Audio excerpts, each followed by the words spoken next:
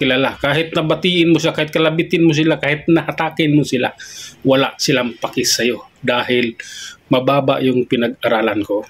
Ganun ang ginagawa nila sa akin.